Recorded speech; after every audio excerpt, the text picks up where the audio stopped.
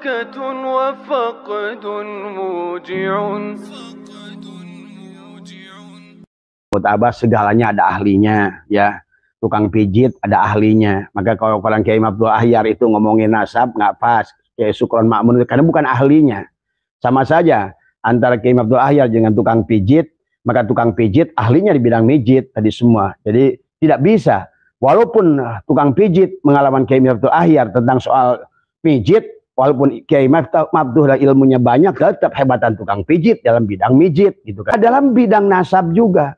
Siapapun ulama, apalagi apa namanya Buya Yahya tadi semua yang hanya ya isinya hanya iklan pondok saya bangun di mana-mana, itu sama gayanya udah gaya Habib Buya Yahya itu. Tadi semua cari sumbangan di iklan di YouTube di apa semua, bahkan di live yang melawan Ba'alwi sendiri iklannya ada itu Buya Yahya. Nah, ini di Cianjur, di Sukabumi, di mana-mana. Buat coba.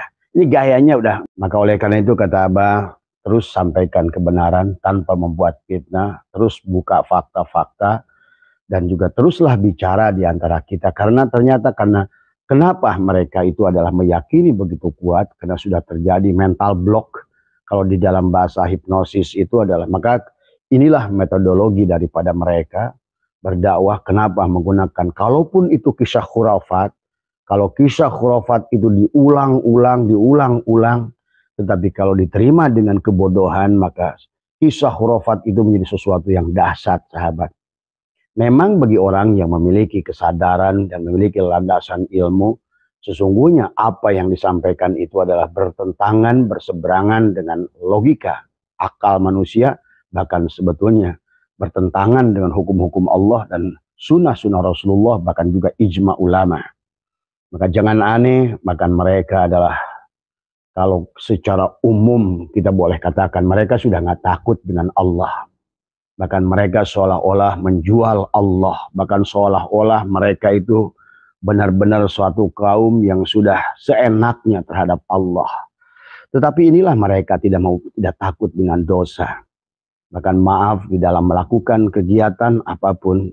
Bahkan mungkin Anda bisa saksikan sendiri dari pendakwah mereka itu, yang kelihatannya bagaimana, tapi kan faktanya sekarang Anda bisa saksikan betapa banyaknya kasus masalah pelecehan seksual yang dilakukan oleh mereka, penipuan yang dilakukan oleh mereka.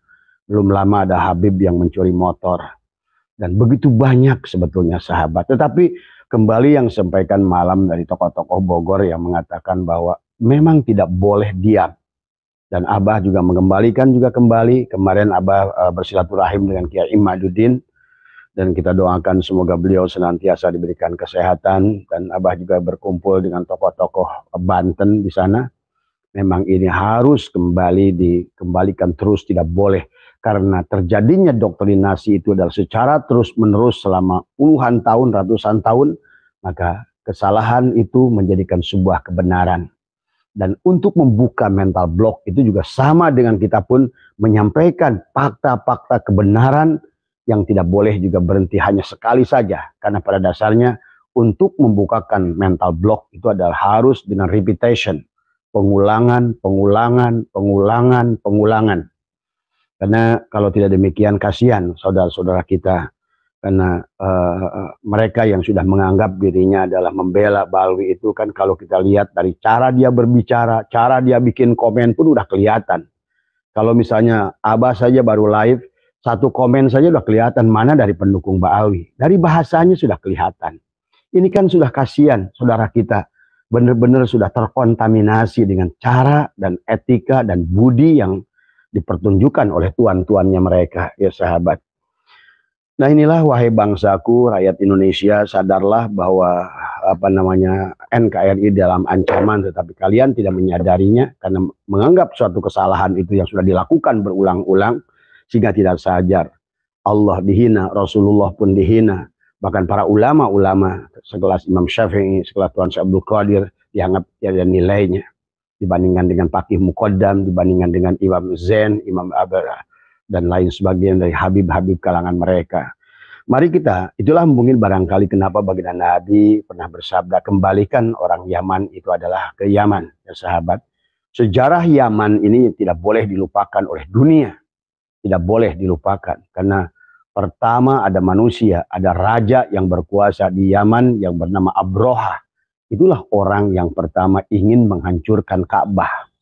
Dan kita itu diabadikan oleh Allah di dalam Al-Quran. Bagaimana perseteruan Abroha dengan kakeknya baginda Nabi adalah Abdul Muthalib saat itu, tentang unta yang ditahan oleh Abroha. Ini jelas dari awal bahwa orang Yaman, kerajaan yang berdiri di Yaman ini adalah memang ingin menghancurkan Ka'bah, karena mereka menginginkan bahwa menjadikan pusat center itu adalah di Yaman. Bahkan mereka pernah membuat Ka'bah yang bahasanya dari emas adalah Abroha itu, ya. Dan kemudian mereka melaksanakan tawaf yang sekarang kalau Anda lihat di Tarim, maka tidak ada tempat dimanapun di dunia yang ada Ka'bah palsu yang mereka, termasuk kita lihat video Umar bin Hafiz adalah tawaf sebagaimana tawaf di Ka'bah. Yang kedua, sadarilah wahai orang Islam, bahwa orang Yaman ini tidak banyak menganjurkan untuk pergi haji atau pergi ke tanah suci. Karena yang dianggap suci oleh mereka itu adalah Hadramaut Yaman, yang pada saat faktanya nyata sesungguhnya adalah negeri yang sangat miskin, negeri yang penuh dengan berhala, yang dianggap oleh mereka adalah negeri berkah, tapi sampai hari ini masih penuh kelaparan. Dan inilah yang harus difahami, disadarkan. Karena berita yang disampaikan begitu lama, berita yang disampaikan diulang-ulang, kebohongan, akhirnya menjadikan sebuah keyakinan, ya sahabat. Saya belum lama, saudara saya sendiri adalah pergi ke Yaman tadi semua, ya. Dan inilah yang sebuah keanehan tadi, bahwa sesungguhnya bahwa saya sering dengar bahkan dulu, karena dulu Abah itu adalah sangat dekat dengan para habaib ini. Selalu memang yang dianjurkannya itu kita harus ziarah ke Tarim. Tetapi bagi orang yang ingin ziarah ke Tarim, dia harus banyak mengadakan tawasul kepada Faqih Muqaddam dengan kita mengharapkan. Tetapi sebenarnya kalau menurut Abah, kalau batin kita ini ada jernih, sebenarnya tidak usah membutuhkan kitab yang tebal-tebal, tidak usah membutuhkan keterangan yang banyak-banyak itu bagi orang yang belum kena dengan racun doktrinasi. Karena begitu mudah dilihat sebetulnya, sangat nyata dipandang mata, dari perbuatannya, dari tata caranya, dari adabnya, dari akhlaknya.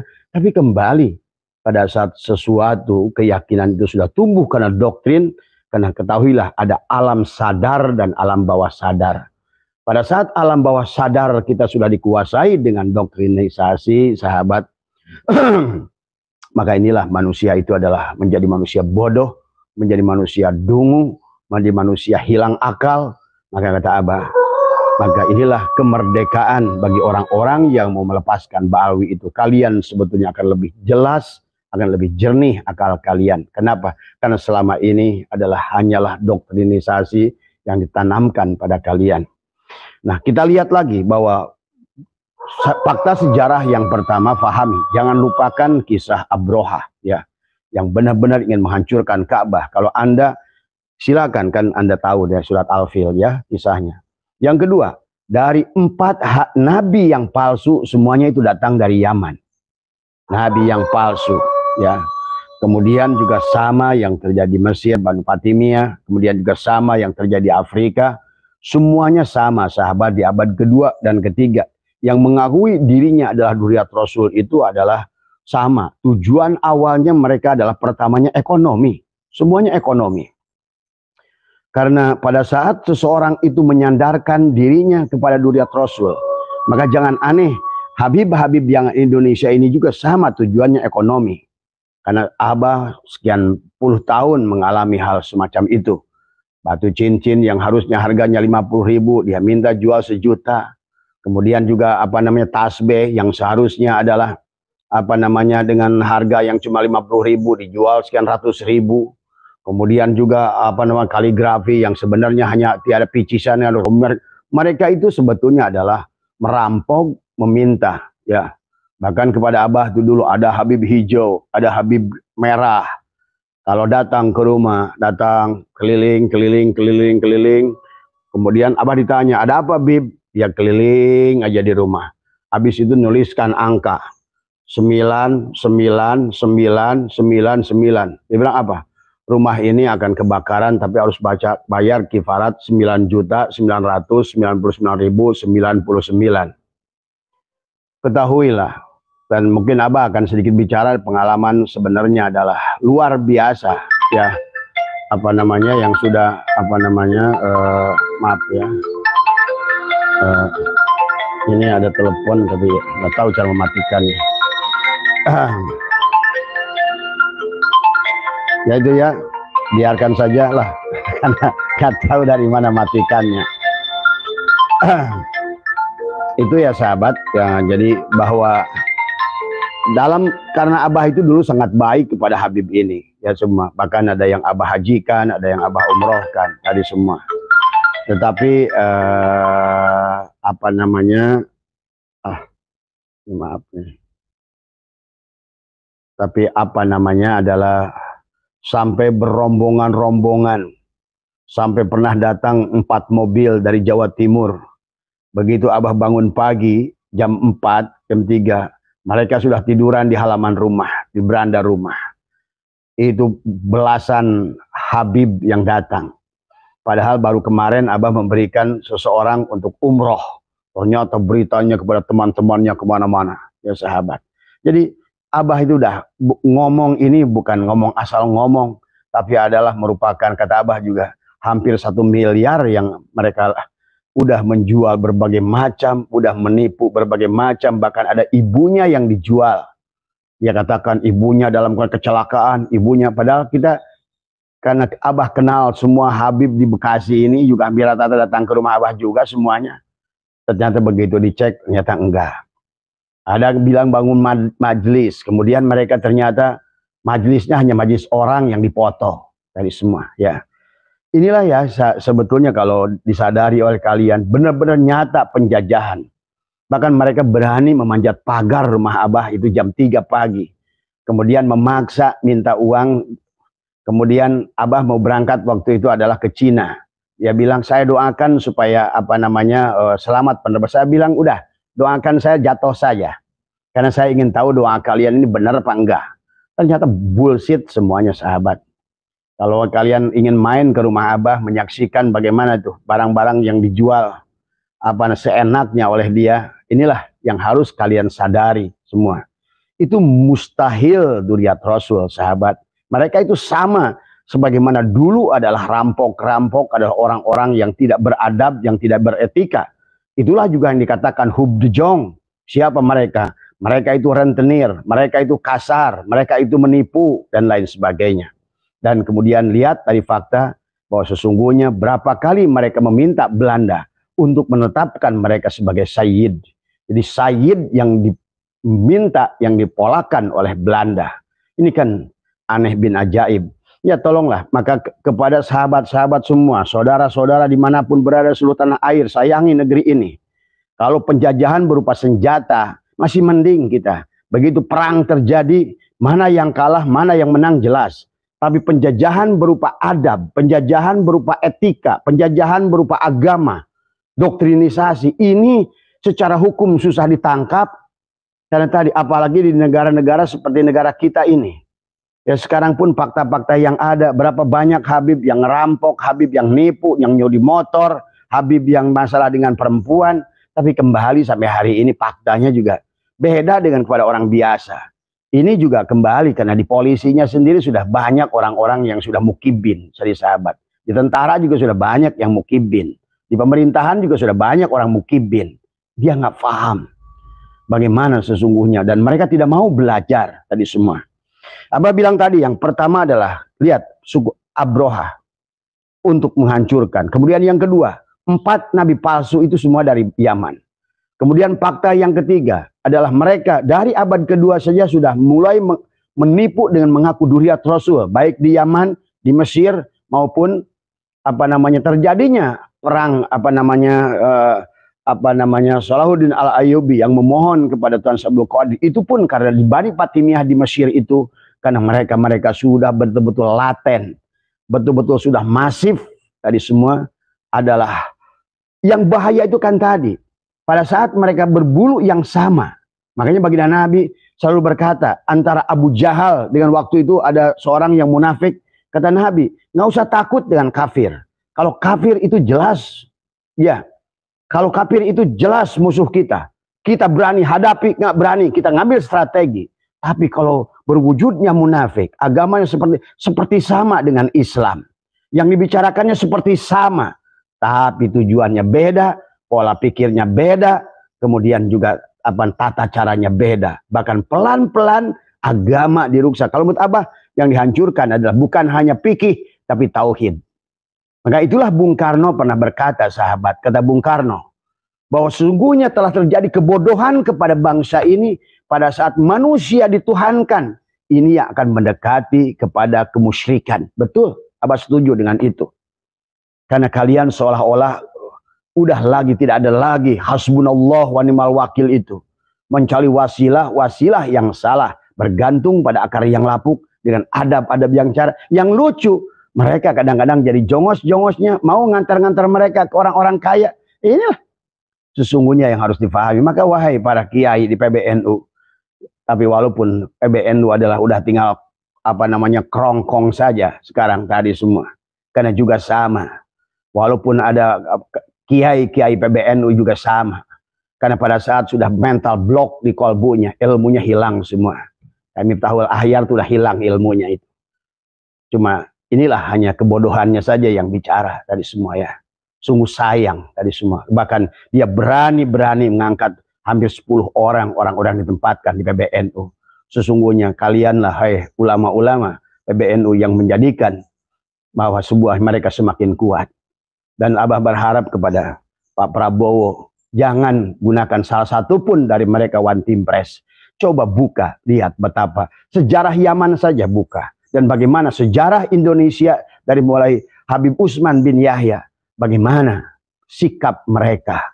Dan fahami ya, ini siapa mereka itu. Nah itu pahami tolong ya. Kemudian juga tentang Bani Jurhum. Ternyata setelah dipelajari oleh Profesor Masanam Ali, yang orang-orang yang merusak Ka'bah, yang selalu menyimpan berhala-berhala itu ternyata juga Bani Jurhum. Ternyata setelah dipelajari, Bani Jurhum juga ternyata adalah orang Yaman. Inilah maka pantas baginda Nabi bersabda, pulangkan orang Yaman itu ke Yaman. Ya, dari catatannya Sunok Horgronyo, walaupun Sunok Horgronyo menggunakan Habib Utsman bin Yahya, tetap kepada internalnya sendiri yang ngasih tahu, hati-hati orang ini. Islamnya beda dengan Said-Said yang kita lawan di waktu perang di Ponorogo. Tadi semua, mereka punya komitmen, mereka punya kejujuran. Mereka adalah tidak akan pernah bisa diajak damai. Tapi orang ini mudah diajak damai, kata Sunok Horgronyo. Tapi hati-hati, dia bisa berbalik menyerang kita. Itulah dulu kenapa Sunok Horgronyo mendatangkan Muhammad Soekarti dari Sudan. Karena dia juga sudah bingung berhadapan dengan Habib-Habib Yaman ini. Karena nggak bisa dipegang. Dan selalu menuntut adalah bahwa sesungguhnya mereka adalah Sayyid. Nah ini. Tetapi demi untuk mempertahankan status di Indonesia. Ini wahai bangsaku, coba mulailah buka mata kalian tadi semua dengan sejarah. Nabi palsu, kemudian juga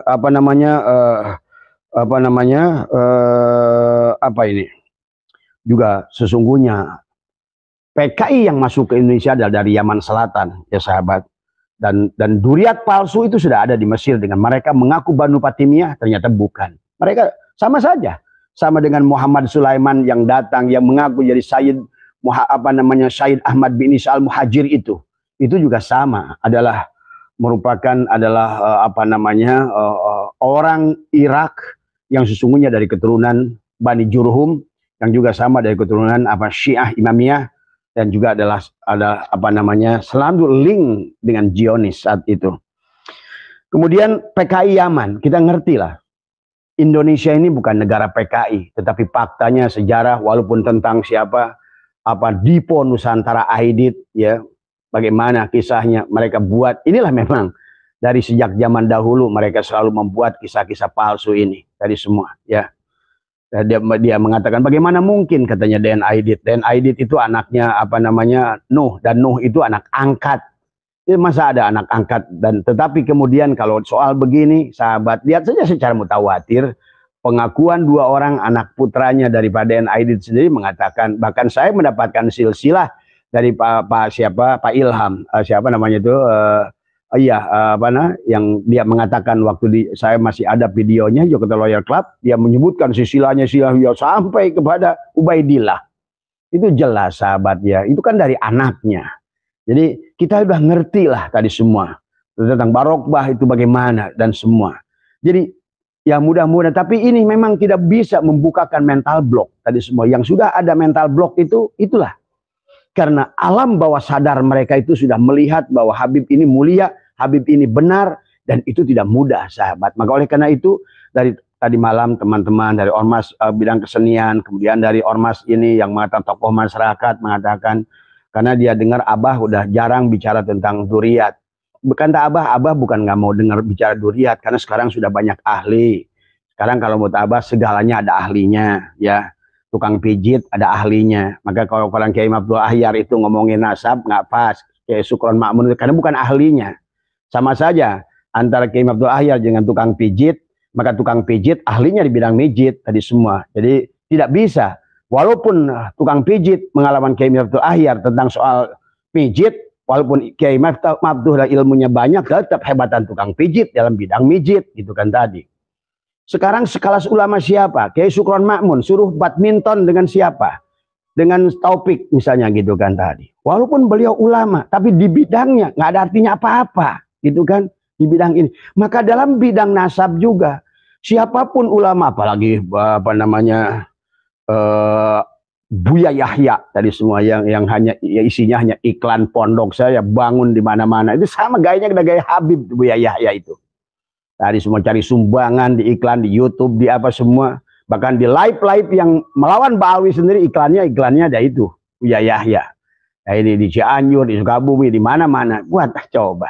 Ini gayanya udah makanya tadilah dari kata Abah juga. Jadi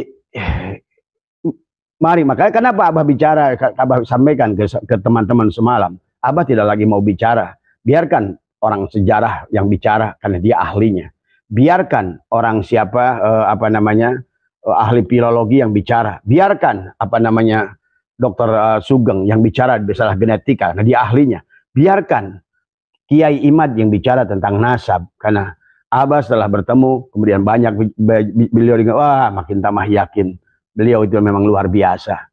Kata Abah, dalam waktu kurun 50 tahun sulit lah, kata Abah, silakan coba kalian adukan. Saya berani ngadukan beliau dengan siapapun sekarang yang ada di Nusantara ini. Maaf dalam soal ilmu pengetahuan ya, karena banyak orang apal agama dari semua sahabat. Tapi pada saat bagaimana agama itu adalah sebuah sebagaimana yang banyak beliau tulis itu kalau menurut Abah adalah pemahaman agama yang komprehensif, yang demikian itu susah sahabat. Apalagi memahami 12 pan dan dituliskan kitabnya dengan 12 pan. Dan Abah menyaksikan dari kisah dari orang bagaimana ada seorang ulama menanggah beliau dengan 4 halaman, dalam waktu 2 hari sudah diganti puluhan halaman menjadi sebuah jawaban yang luar biasa. Itu nggak mudah, kecuali segalanya sudah ada di sini ya. Dan hari ini kalau menurut Abah tetap murni orang ini ya, luar biasa kalau menurut Abah. Semoga senantiasa diberikan lindungan oleh Allah Subhanahu wa taala. Kemudian tentang PKI juga pahami ini ya semua sampai tentang PKI ini. Jadi jangan lupakan PKI itu dengan Yaman. Berapa jenderal yang terbunuh oleh DN Aidit itu. Pahami ini semua. Inilah yang harus dibangkitkan kembali kalau menurut Abah, adalah doktrin yang telah merusak selama 100 tahun ini adalah telah menutup alam bawah sadar kalian sesungguhnya. Inilah yang harus kembali dibangkitkan. Maka tadi malam saya bilang ke mereka, Abah tidak mau ngomong nasab karena Abah bukan ahlinya. Abah bukan ngomong sejarah karena bukan ahlinya. Tapi Abah juga ngomong filologi karena bukan ahlinya. Tetapi kalau malam itu mereka pada datang, Abah senang dengan pencerahan Abah. Dia bilang, Bah tolong jangan diam Bah, kan tadi. Ya saya bilang, Abah sekarang lagi menggali, menyadarkan kembali tentang tauhid. Karena mereka merusak tauhid.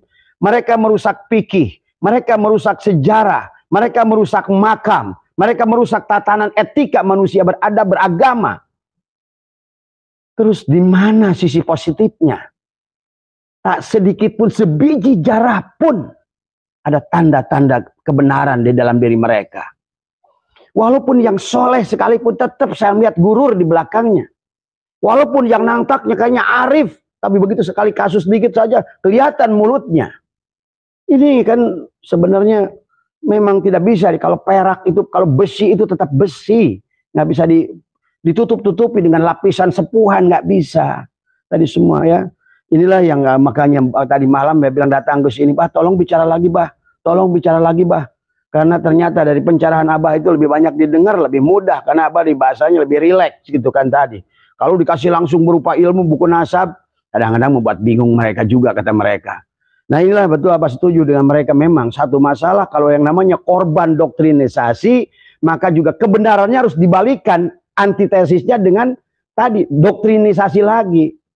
Maka sahabat kepada semua para kiai yang di Bogor dimanapun berada di seluruh Indonesia, ayo mulai bicara, ayo mulai bicara. Tadi semua ya. Tetapi Abah selalu menyarankan jangan tunjukkan adab dan etika cara kita bicara. Tunjukkan adalah fakta dan bukti. Sekarang kalau mau nolak, Abroha setuju nggak bahwa dia adalah orang Yaman yang menghancurkan Ka'bah? Silakan cek. Bani Jurhum setuju. Coba. Kalau ini yang Abah sampaikan adalah bukan kebenaran. Siapa Bani Jurhum itu? Kalau Anda menolak fakta ini, silakan cek, buka internet, buka Google, klik tentang Yaman Selatan, PKI Yaman Selatan. Siapa bahkan pendirinya itu? Adalah kakeknya Habib Umar Al-Jupri yang kalian muliakan itu. Coba tadi semua. Kemudian kita gabungkan dengan data-data eksternal. Misalnya dari siapa? Dari Belanda. Catatan-catatan Belanda. Catatan Sunokorgronyo. Catatan Vandenberg. Catatan siapa lagi? Hub de Jong. Yang menjelaskan bagaimana kotornya mereka. Pertama kali datang rentenir, penipu, dan lain sebagainya. Dan inilah, dan bagaimana mereka dalam itu selalu meminta kepada Belanda ditetapkan adalah sebagai Sayyid keturunan Rasulullah. Nah masa menentukan keturunan Sayyid Rasulullah harus ditentukan oleh Belanda. Dan juga wahai sahabat-sahabat, kalau ingin ceklah di nakobah-nakobah di dunia ini. Apakah ada pengakuan kepada Ba'alwi? Ada pengakuan pada Robitoh Alawiyah? Apakah Robitoh Alawiyah itu adalah merupakan nakobah? Adalah sebuah lembaga yang berhak menentukan nasab? Enggak. Ini mah udah clear lah urusan itu, kata Abah tadi malam kepada tokoh-tokoh masyarakat. Tetapi yang harus dipentingkan itu masalahnya semuanya juga udah clear, ilmunya sudah clear. Tapi masalahnya adalah mental block yang harus dibuka. Bagaimana caranya? Jangan diam. Yang sudah bicara terus, kemudian juga bicara, bukan sedikit-sedikit ngeluh.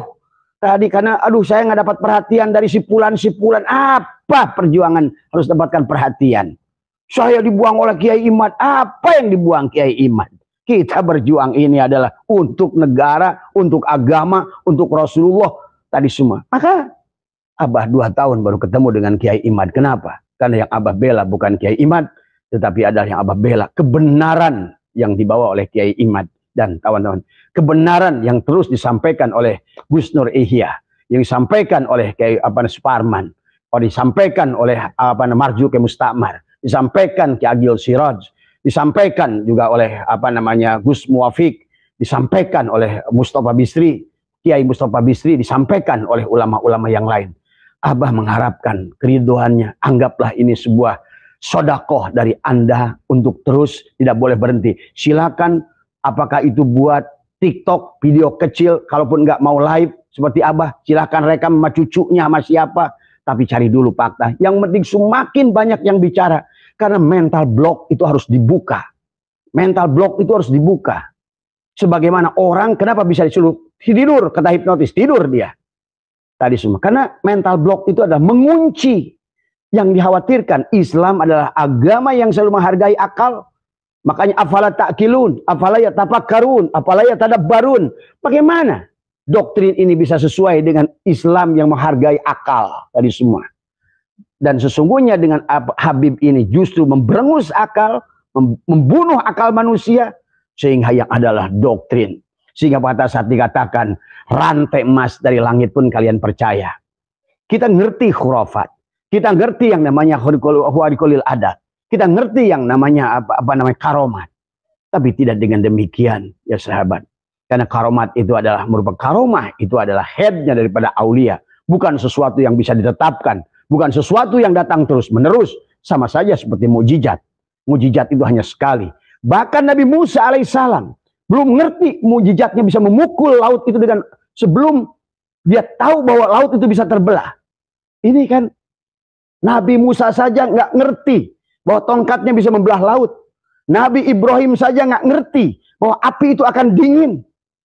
Ini kalau dengar kasih Habib semua tadi, bahkan menghina hukum-hukum Allah dengan menuliskan kepada malaikat munkar wa nakir seolah-olah mereka itu benar-benar udah di atas Allah. Mereka itu udah di atas Rasulullah. Waduh, Masya Allah, astagfirullah. Inilah kalau dibiarkan luar biasa, hancur negara ini ya. Kemudian mereka parasit makam sudah ditulis oleh Senokor Gronje, oleh Hub de Jong dalam buku